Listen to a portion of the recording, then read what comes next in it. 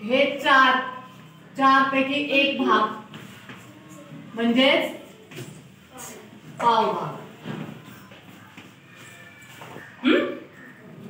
पूर्ण गोलाचे 2 भाग केले त्याच्यातला अर्धा भाग म्हणजेच या 2 भागांपैकी किती भाग? एक भाग. यालाच म्हणायचं अर्धा भाग.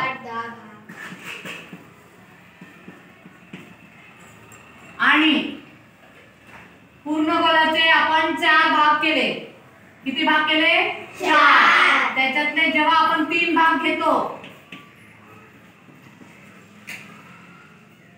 त्याला म्हणायचं पाऊण भाग. काय म्हणायचं? पाऊण भाग. ठीक आहे. आता बघा पूर्ण गोल इथं आहे 16 चेंडू. आपण 16 चेंडूचा पाव भाग शोधूया.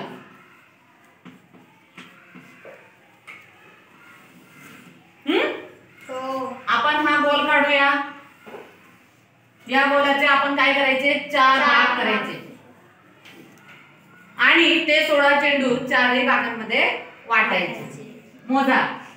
1 2 3 4 5 6 7 8 9 10 11 12 13 14 15 16.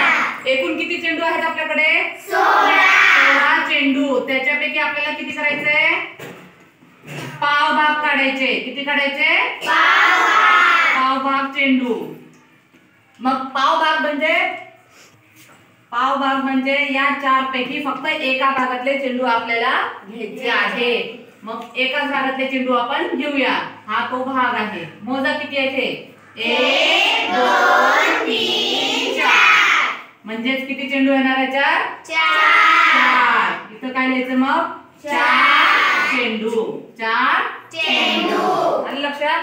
यालाच म्हणायचं 16 चेंडू. यालाच म्हणायचं 16 चे 1/4. बरोबर. किती उत्तर येणार?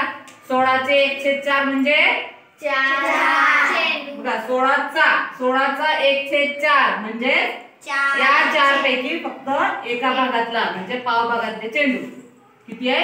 1 2 3 4. 4 चेंडू. बरोबर का? हो. आता इथं पण थोडं बंद करेल.